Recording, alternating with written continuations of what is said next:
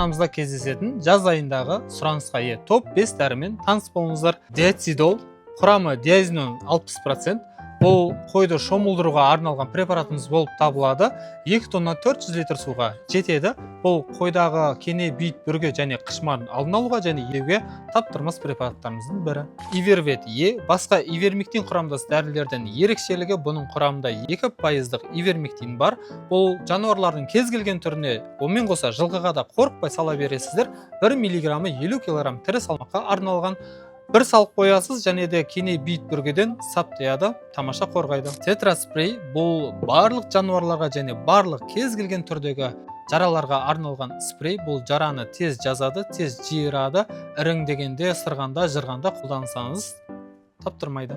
4-ші препаратымыз офтальмогил деп аталады. Бұл қазір жануарларымыздың көбінің көзіне ақ түсіп жатыр, демесе көздері қабынып жатыр. Соны алдын алуға және емдеуге арналған тамаша препаратымыз. Бұл жануарлармен қоса ит, мысыққа да қатар қолдансаңыздар болады.